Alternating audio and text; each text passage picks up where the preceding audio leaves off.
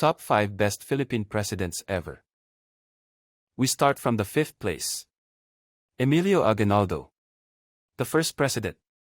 Emilio F. Aguinaldo was a Filipino revolutionary, politician, and a military leader who is officially recognized as the first and the youngest president of the Philippines and first president of a constitutional republic in Asia. He led Philippine forces first against Spain in the latter part of the Philippine Revolution, the Spanish-American War, and finally against the United States during the Philippine-American War. He was a young patriot who helped build our so-called Philippine Republic, gave us the identity of a Filipino, not as Indio, designed the flag, proposed our national anthem, our army. He and his compatriots fought during the revolution that gave us many victories in major battles, leaving us a legacy that cannot be broken. Despite his outstanding contribution for the nation, he was called a traitor by others, even historians, who envied his accomplishment. Always in cycle he was blamed for the death of Bonifacio and Luna, whom had never been eager enough to learn and understand his story and struggles during those chaotic times. He sacrificed his wealth, youth, time, talents, sweat and blood, even his name, so that our generations and the next may able to enjoy ourselves on our own land owned by our race. People forget the mistakes he made was due to the fact he was only 29 years old. He did not want Bonifacio killed, but the elite democracy voted for him to make the order. There also is no proof of his scheming to have Luna assassinated as well. He gave us independence, the first Asian constitutional republic, and the first to declare war against a foreign power during the Philippine-American War. Not to mention, he was intelligent and a great military leader. Top 4. Manuel L. Quezon. The second president. True nationalist who loves the Philippines. There's a reason why they call the American occupation as 40 years in Hollywood. It's because of him and Sergio, two of most prolific politicians of Philippine history.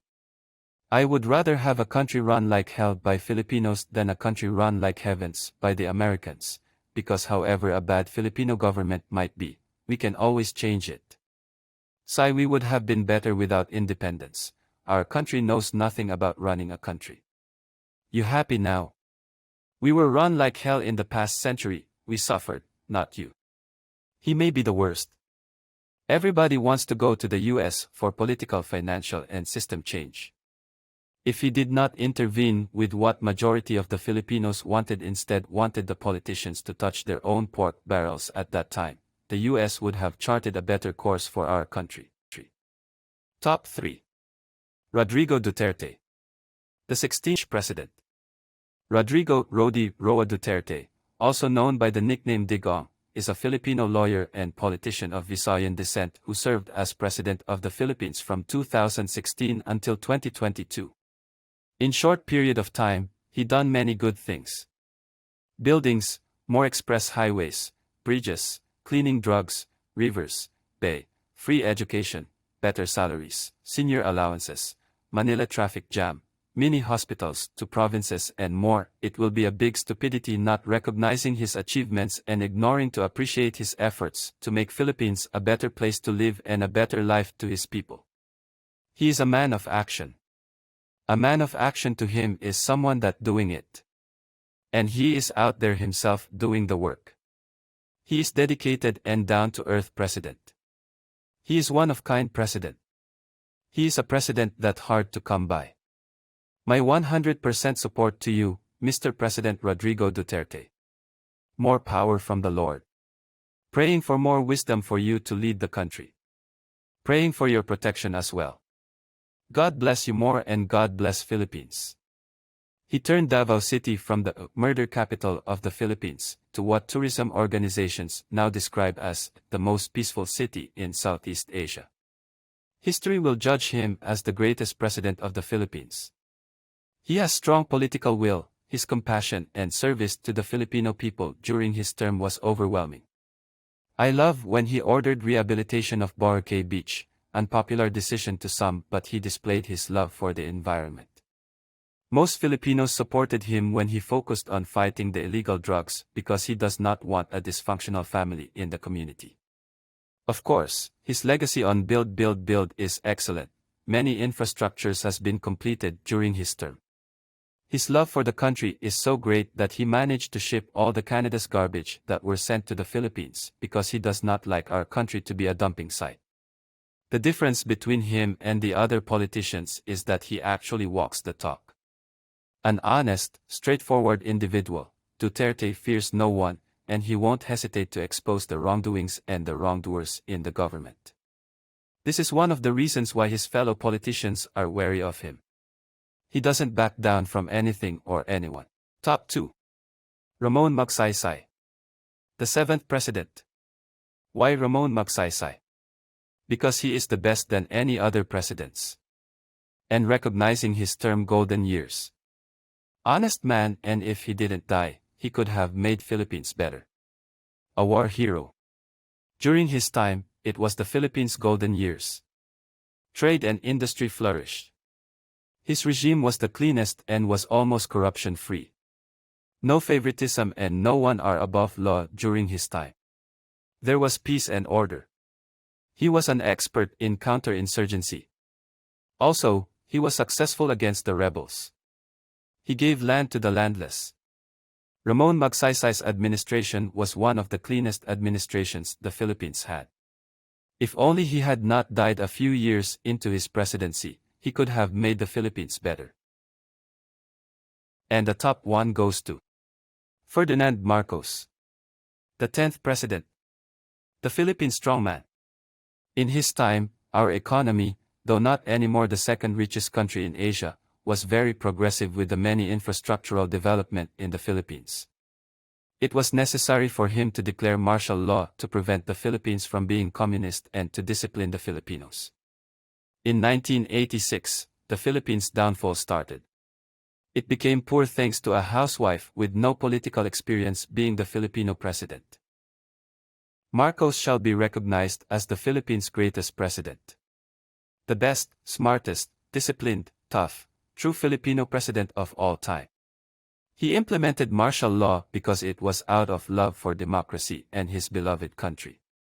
Philippines was starting to get out of control due to the influence and penetration of the communism to our country.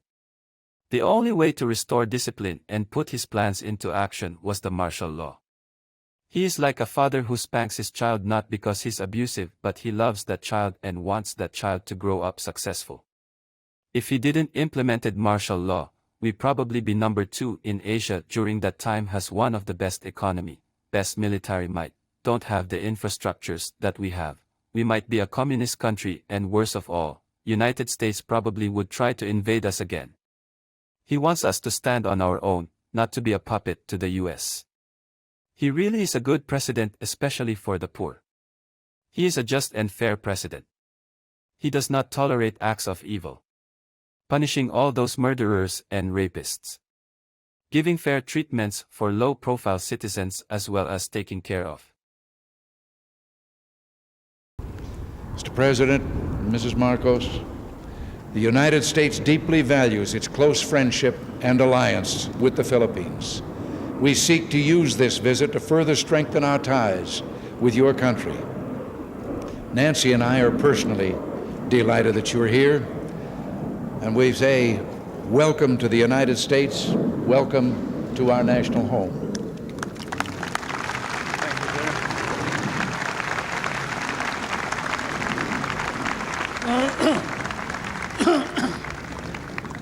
Thank you very much, President Reagan. Mrs. Reagan, members of the Cabinet, distinguished guests, my friends.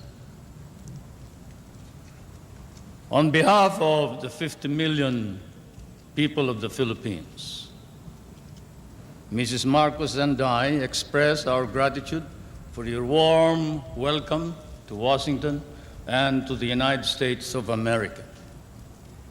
This great and beautiful city, that is one of the few cities that was built as the capital for a great nation, is indeed, as has been written, the key to knowing the secret of America. And this house of the American people an American frontier that never vanishes. Your beautiful city with its grand memorials, its monuments, its walks, is indeed a city that memorializes the great achievements of your people for the past 2 centuries. But more than that, it keeps offering to the enterprising and the talented, the courageous and the strong, the rewards of effort and of initiative. At the same time, as I stand here on American soil, I realize that I stand on what may be the center of the government of the United States of America, here where, as I have often stated, the future is being born.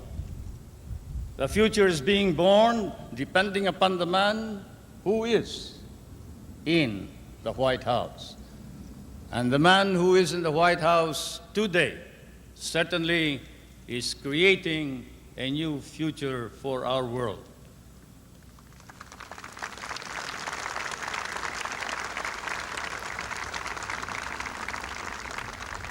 For Mr. President, I come from that part of the world wherein the poorest of the world's population live.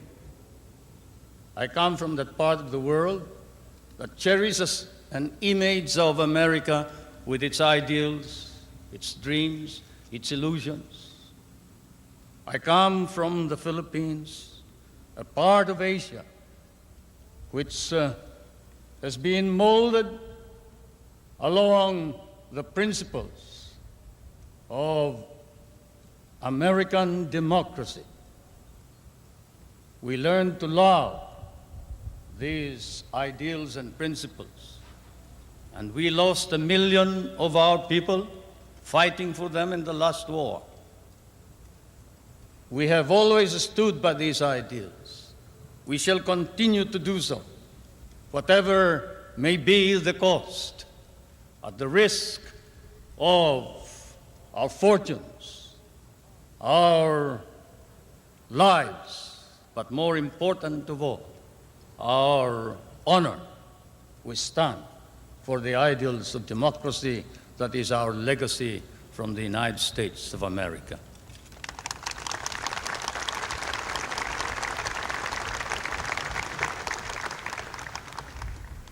I did not come to burden you further with additional problems, Mr. President. For I know that, as I have said in many a speech before my own people and before the world, fate and destiny has decreed that the United States of America be the trustee of modern civilization against the threat of a possible second dark ages. And America cannot fail.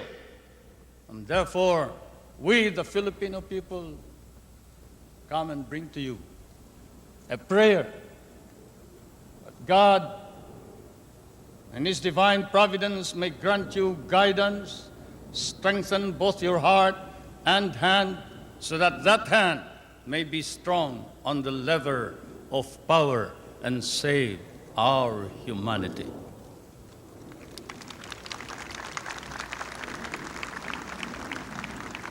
If America fails, then the world is lost. And thus, Mr. President, I can assure you that throughout all of Asia, there is nothing but a reservoir of goodwill for you, the American people, and the United States of America. Once again, may I say thank you for your warm welcome and your hospitality. which I know we will never be able to reciprocate. Thank you.